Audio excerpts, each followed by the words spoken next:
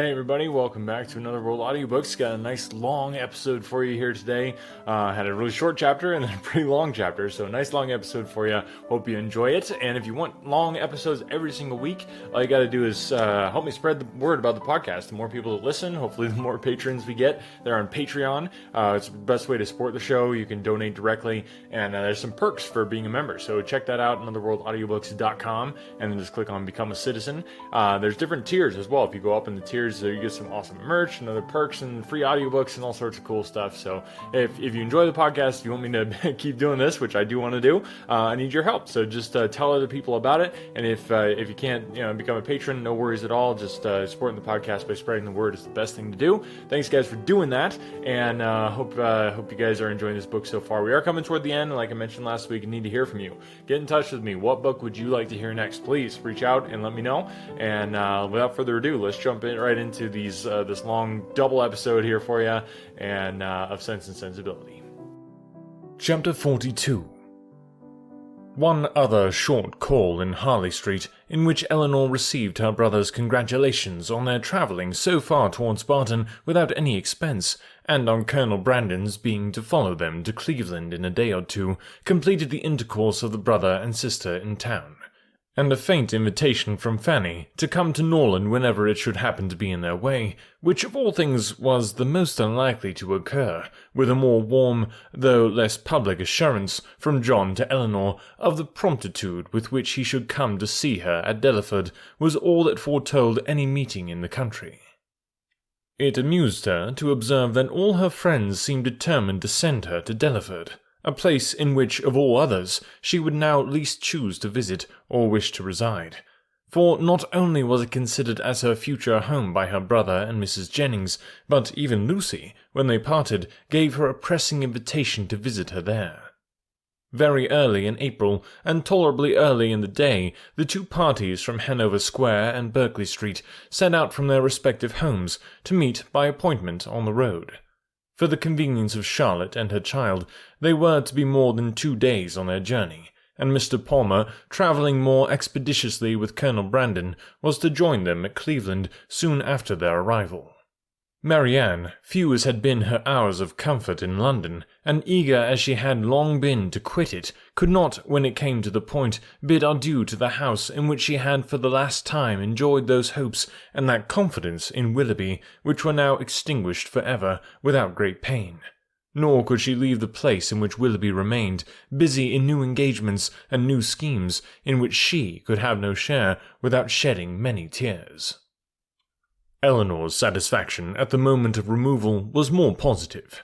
She had no such object for her lingering thoughts to fix on. She left no creature behind, from whom it would give her a moment's regret to be divided for ever. She was pleased to be free herself from the persecution of Lucy's friendship.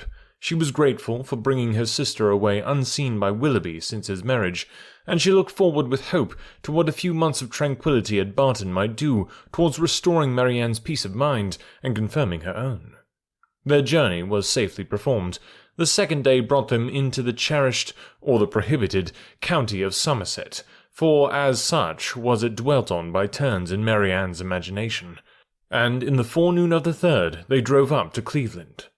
Cleveland was a spacious, modern-built house, situated on a sloping lawn. It had no park, but the pleasure grounds were tolerably extensive, and like every other place of the same degree of importance, it had its open shrubbery and closer wood walk. A road of smooth gravel winding round a plantation led to the front. The lawn was dotted over with timber. The house itself was under the guardianship of the fir, the mountain ash, and the acacia, and a thick screen of them altogether, interspersed with tall Lombardy poplars, shut out the offices. Marianne entered the house with a heart swelling with emotion from the consciousness of being only 8 miles from Barton, and not 30 from Combe Magna, and before she had been 5 minutes within its walls, while the others were busily helping Charlotte to show her child to the housekeeper, she quitted it again, stealing away through the winding shrubberies, now just beginning to be in beauty, to gain a distant eminence, where, from its Grecian temple, her eye, wandering over a wide tract of country to the south-east, could fondly rest on the farthest ridge of hills in the horizon, and fancy that from their summits Combe Magna might be seen. In such moments of precious, invaluable misery, she rejoiced in tears of agony to be at Cleveland. And as she had returned by a different circuit to the house, feeling all the happy privilege of country liberty, of wandering from place to place in free and luxurious solitude, she resolved to spend almost every hour of every day while she remained with the Palmers in the indulgence of such solitary rambles. She returned just in time to join the others as they quitted the house on an excursion through its more immediate premises, and the rest of the morning was easily whiled away in lounging round the kitchen garden, examining the bloom upon its walls, and listening to the gardener's lamentations upon blights, in dawdling through the greenhouse, where the loss of her favourite plants, unwarily exposed and nipped by the lingering frost, raised the laughter of Charlotte, and in visiting her poultry-yard, where, in the disappointed hopes of her dairymaid, by hens forsaking their nests, or being stolen by a fox, or in the rapid decrease of a promising young brood, she found fresh sources of merriment. The morning was fine and dry, and Marianne, in her plan of employment abroad, had not calculated for any change of weather during their stay at Cleveland. With great surprise, therefore, did she find herself prevented by a settled rain from going out again after dinner. She had depended on a twilight walk to the Grecian temple, and perhaps all over the grounds, and an evening merely cold or damp would not have deterred her from it. But a heavy and settled rain even she could not fancy dry or pleasant weather for walking. Their party was small, and the hours passed quietly away. Mrs. Palmer had her child, and Mrs. Jennings her carpet work. They talked of the friends they had left behind, arranged Lady Middleton's engagements, and wondered whether Mr. Palmer and Colonel Brandon would get farther than reading that night. Eleanor, however, little concerned in it, joined in their discourse, and Marianne, who had the knack of finding her way in every house to the library, however it might be avoided by the family in general, soon procured herself a book. Nothing was wanting on Mrs. Palmer's side that constant and friendly good humour could do to make them feel themselves welcome. The openness and heartiness of her manner more than atoned for want of recollection and elegance which made her often deficient in the forms of politeness. Her kindness, recommended by so pretty a face, was engaging. Her folly, though evident, was not disgusting, because it was not conceited, and Eleanor could have forgiven everything but her laugh. The two gentlemen arrived the next day to a very late dinner, affording a pleasant enlargement of the party, and a very welcome variety to their conversation, which a long morning of the same continued rain had reduced very low. Eleanor had seen so little of Mr. Palmer, and in that little had seen so much variety in his address to her sister and herself, that she knew not what to expect to find him in his own family. She found him, however, perfectly the gentleman in his behaviour to all his visitors, and only occasionally rude to his wife and her mother. She found him very capable of being a pleasant companion, and only prevented from being so always by too great an aptitude to fancy himself as much superior to people in general as he must feel himself to be to Mrs. Jennings and Charlotte. For the rest of his character and habits, they were marked as far as Eleanor could perceive, with no traits at all unusual in his sex and time of life. He was nice in his eating, uncertain in his hours, fond of his child, though affecting to slight it, and idled away the mornings at billiards, which ought to have been devoted to business. She liked him, however, upon the whole, much better than she had expected, and in her heart was not sorry that she could like him no more. Not sorry to be driven by the observation of his epicurism, his selfishness, and his conceit, to rest with complacency on the remembrance of Edward's generous temper, simple taste, and diffident feelings.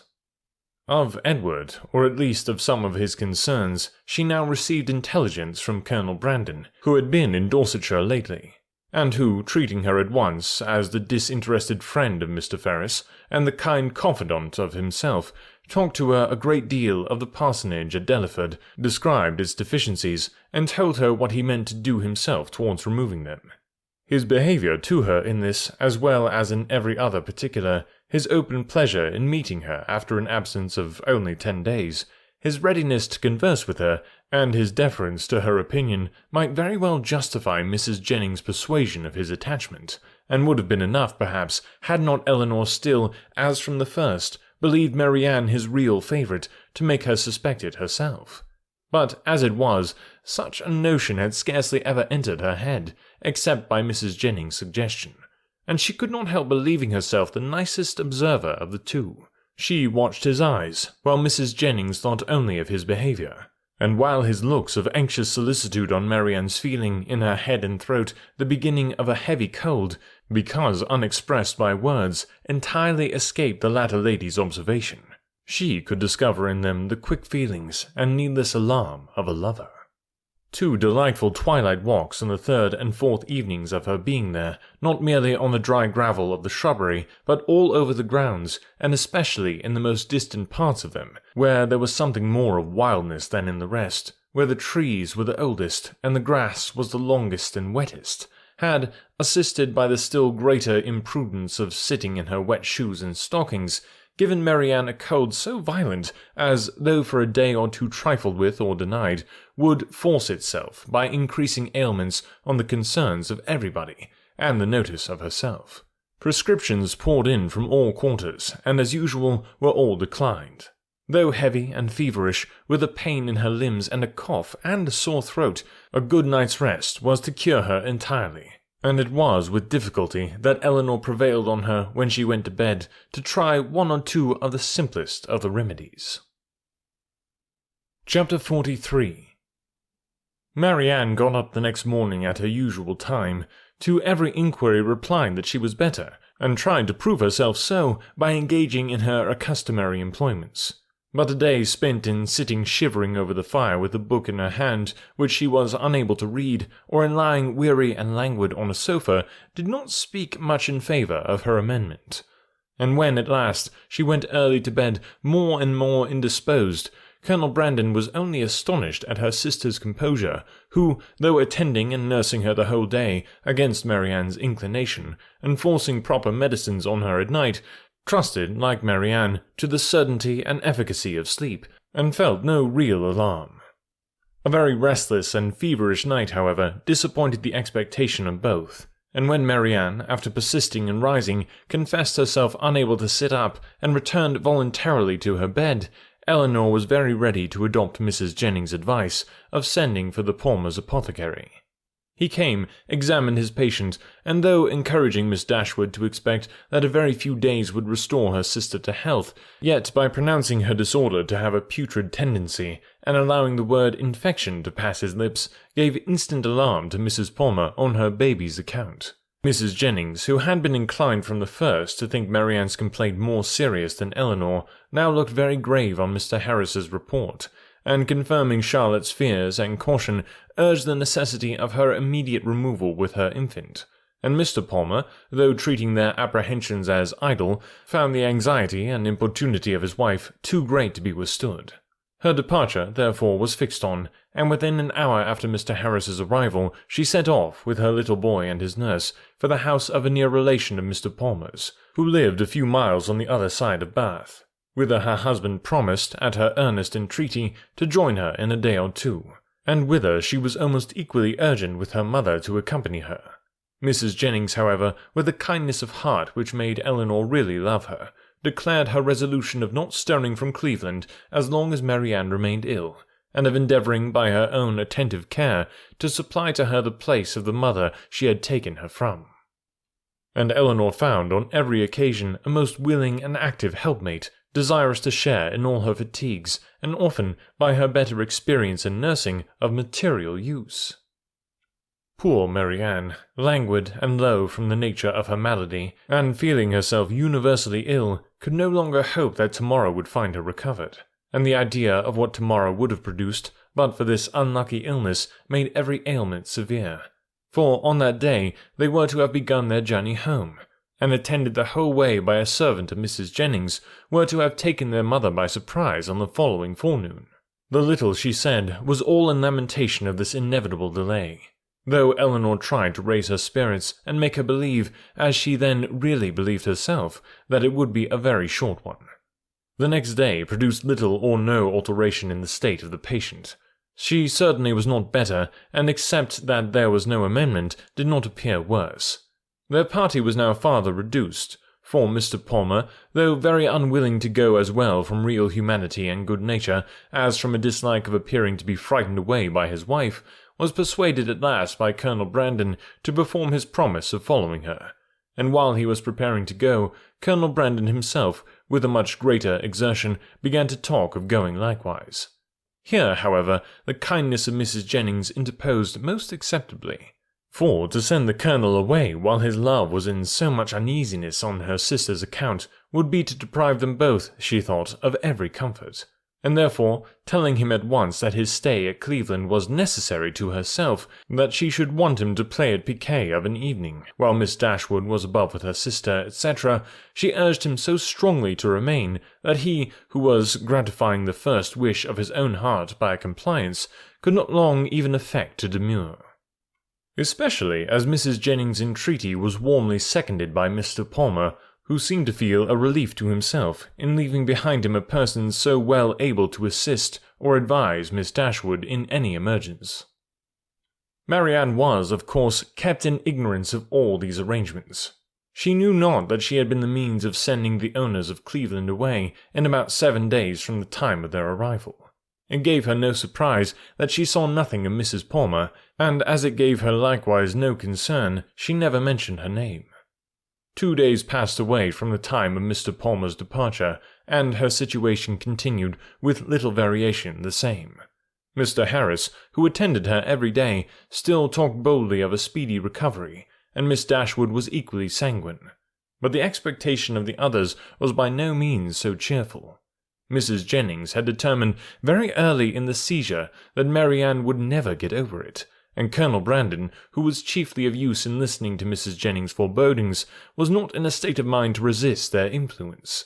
He tried to reason himself out of fears, which the different judgment of the apothecary seemed to render absurd, but the many hours of each day in which he was left entirely alone were but too favourable for the admission of every melancholy idea, and he could not expel from his mind the persuasion that he should see Marianne no more. On the morning of the 3rd day, however, the gloomy anticipations of both were almost done away, for when Mr. Harris arrived, he declared his patient materially better. Her pulse was much stronger, and every symptom more favourable than the preceding visit.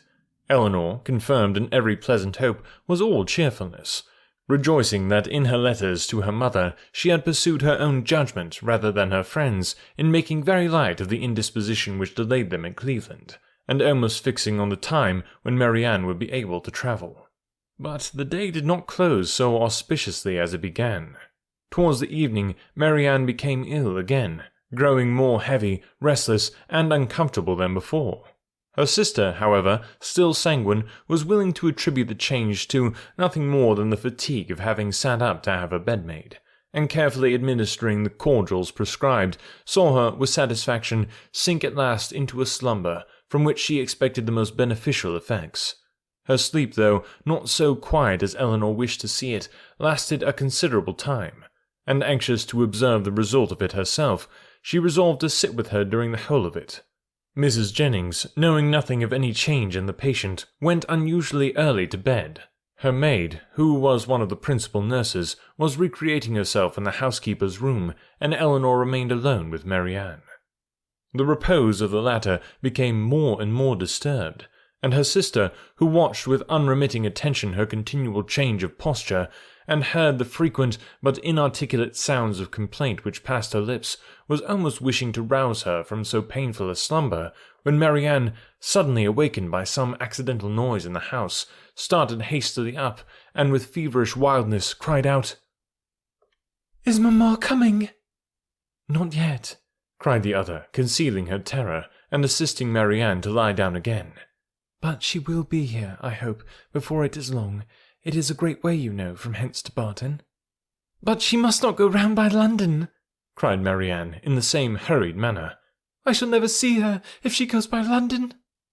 Eleanor perceived with alarm that she was not quite herself, and while attempting to soothe her, eagerly felt her pulse. It was lower and quicker than ever, and Marianne, still talking wildly of Mamma, her alarm increased so rapidly as to determine her on sending instantly for Mr. Harris, and dispatching a messenger to Barton for her mother. To consult with Colonel Brandon on the best means of effecting the latter was a thought which immediately followed the resolution of its performance, and as soon as she had rung up the maid to take her place by her sister, she hastened down to the drawing-room, where she knew he was generally to be found at a much later hour than the present. It was no time for hesitation. Her fears and her difficulties were immediately before him. Her fears he had no courage, no confidence to attempt the removal of. He listened to them in silent despondence. But her difficulties were instantly obviated, for with a readiness that seemed to speak the occasion and the service prearranged in his mind, he offered himself as the messenger who would fetch Mrs. Dashwood. Eleanor made no resistance that was not easily overcome. She thanked him with brief, though fervent gratitude, and while he went to hurry off his servant with a message to Mr. Harris, and an order for post-horses directly, she wrote a few lines to her mother. The comfort of such a friend at that moment as Colonel Brandon, or such a companion for her mother, how gratefully was it felt! A companion whose judgment would guide, whose attendance must relieve, and whose friendship might soothe her. As far as the shock of such a summons could be lessened to her, his presence, his manners, his assistance would lessen it. He, meanwhile, whatever he might feel, acted with all the firmness of a collected mind, made every necessary arrangement with the utmost dispatch, and calculated with exactness the time in which she might look for his return. Not a moment was lost in delay of any kind. The horses arrived even before they were expected, and Colonel Brandon, only pressing her hand with a look of solemnity and a few words spoken too low to reach her ear, hurried into the carriage. It was then about 12 o'clock, and she returned to her sister's apartment to wait the arrival of the apothecary, and to watch by her the rest of the night. It was a night of almost equal suffering to both. Hour after hour passed away in sleepless pain and delirium on Marianne's side, and in the most cruel anxiety on Eleanor's, before Mr. Harris appeared. Her apprehensions once raised, paid by their excess for all her former security, and the servant who sat up with her, for she could not allow Mrs. Jennings to be called, only tortured her more by hints of what her mistress had always thought. Marianne's ideas were still, at intervals, fixed incoherently on her mother, and whenever she mentioned her name, it gave a pang to the heart of poor Eleanor, who, reproaching herself for having trifled with so many days of illness, and wretched for some immediate relief, fancied that all relief might soon be in vain, that everything had been delayed too long, and pictured to herself her suffering mother arriving too late to see this darling child, or to see her rational. She was on the point of sending again for Mr. Harris, or, if he could not come, for some other advice, when the former, but not till after 5 o'clock, arrived. His opinion, however, made some little amends for his delay, for though acknowledging a very unexpected and unpleasant alteration in his patient, he could not allow the danger to be material, and talked of the relief which a fresh mode of treatment must procure, with a confidence which, in a lesser degree, was communicated to Eleanor. He promised to call again in the course of 3 or 4 hours, and left both the patient and her anxious attendant more composed than he had found them.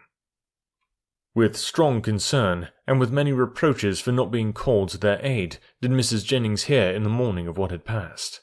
Her former apprehensions, now with greater reason restored, left her no doubt of the event, and though trying to speak comfort to Eleanor, her conviction of her sister's danger would not allow her to offer the comfort of hope. Her heart was really grieved. The rapid decay, the early death of a girl so young, so lovely as Marianne, must have struck a less interested person with concern. On Mrs. Jennings' compassion she had other claims. She had been for 3 months her companion, was still under her care, and she was known to have been greatly injured and long unhappy. The distress of her sister, too, particularly a favourite, was before her. And as for their mother, when Mrs. Jennings considered that Marianne might probably be to her what Charlotte was to herself, her sympathy in her sufferings was very sincere. Mr. Harris was punctual in his second visit, but he came to be disappointed in his hopes of what the last would produce. His medicines had failed, the fever was unabated, and Marianne, only more quiet, not more herself, remained in a heavy stupor. Eleanor, catching all, and more than all his fears in a moment, proposed to call in further advice, but he judged it unnecessary. He had still something more to try, some more fresh application, of whose success he was as confident as the last, and his visit concluded with encouraging assurances which reached the ear but could not enter the heart of Miss Dashwood. She was calm, except when she thought of her mother, but she was almost hopeless, and in this state she continued till noon, scarcely stirring from her sister's bed, her thoughts wandering from one image of grief, one suffering friend to another, and her spirits oppressed to the utmost by the conversation of Mrs. Jennings, who scrupled not to attribute the severity and danger of this attack to the many weeks of previous indisposition which Marianne's disappointment had brought on. Elinor felt all the reasonableness of the idea, and it gave fresh misery to her reflections. About noon, however, she began, but with a caution, a dread of disappointment which for some time kept her silent, even to her friend, to fancy, to hope she could perceive a slight amendment in her sister's pulse. She waited, watched, and examined it again and again, and at last, with an agitation more difficult to bury under exterior calmness than all her foregoing distress, ventured to communicate her hopes. Mrs. Jennings, though forced on examination to acknowledge a temporary revival, tried to keep her young friend from indulging a thought of its continuance, and Elinor, conning over every injunction of distrust, told herself likewise not to hope. But it was too late. Hope had already entered, and feeling all its anxious flutter, she bent over her sister to watch, she hardly knew for what. Half an hour passed away, and the favourable symptom yet blessed her. Others even arose to confirm it. Her breath, her skin, her lips, all flattered Elinor with signs of amendment, and Marianne fixed her eyes on her with a rational, though languid gaze.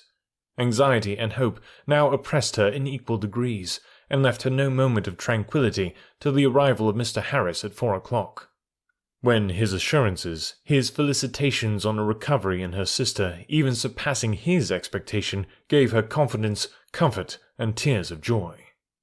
Marianne was in every respect materially better, and he declared her entirely out of danger. Mrs. Jennings, perhaps satisfied with the partial justification of her forebodings which had been found in their late alarm, allowed herself to trust in his judgment, and admitted with unfeigned joy, and as soon with unequivocal cheerfulness, the probability of an entire recovery. Elinor could not be cheerful. Her joy was of a different kind, and led to anything rather than to gaiety.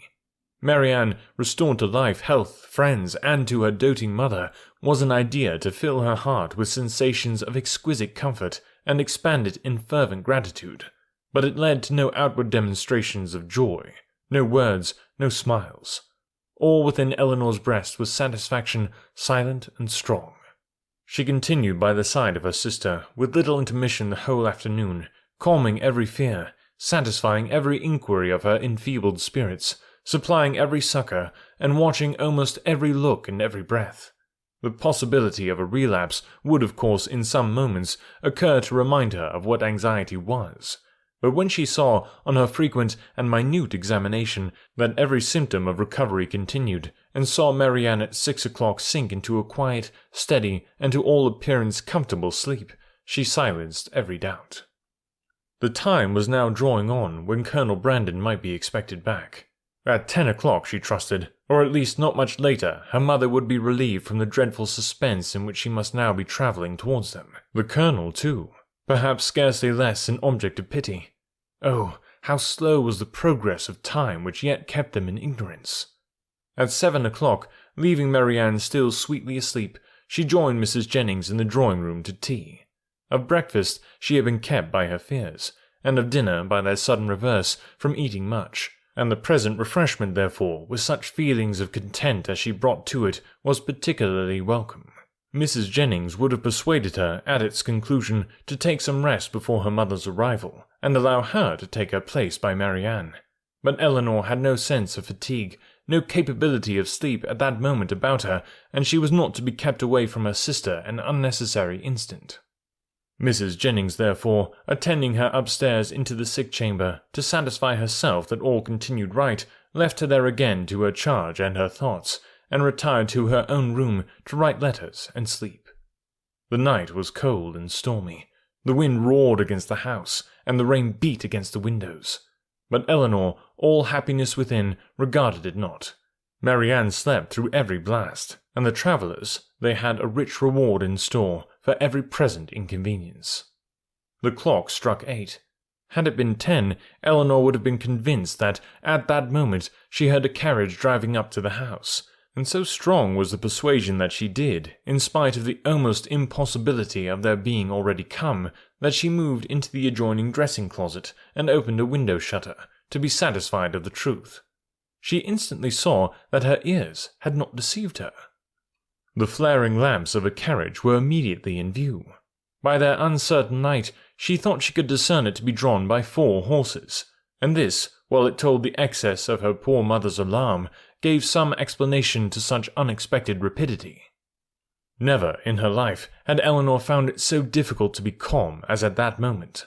The knowledge of what her mother must be feeling as the carriage stopped at the door, of her doubt, her dread, perhaps her despair, and of what she had to tell, with such knowledge it was impossible to be calm.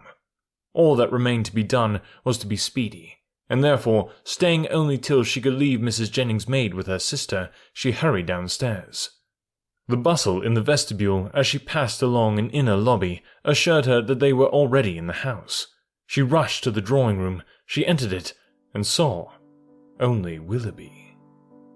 All right. Have you guys ever heard of, what was it, Piquet? How did I pronounce it? Piquet. It's apparently a 16th century plain trick card game for 2 players that became France's national game. So it's supposedly a classic game of relative great antiquity, still one of the most skill-rewarding card games for 2. So yeah, I've never played it, but I kind of want to look into it. It sounds like it might be kind of a cool thing to check out. So apparently that's one of Mrs. Jennings' favorites to play with Colonel Brandon there. Hope you guys are enjoying the book. Would love to hear from you. If you haven't left a review, we've got a lot of listeners, and we haven't had new reviews in quite a while. So I don't know if that's just become less of a thing, or if the podcast players that people use are different or whatever. But I know on Spotify, you should just actually be able to tap review very easily right there if you're listening on Spotify. If you're on Apple Podcasts or whatever they call it these days, I think it's become a lot easier there too. I don't use Apple, I'm more of an Android guy. But if you want to check that out, go to anotherworldaudiobooks.com, and there's a bunch of links and stuff. You can also leave a review on Facebook of it if that's easier for you. So, or if you just want to give a social media shout out, that would mean the world to me, and I just love hearing from listeners and stuff. So drop a comment, leave a review, spread the word about the podcast so that I can keep bringing these episodes to you here every week. Thanks guys for listening, and we'll catch you next week.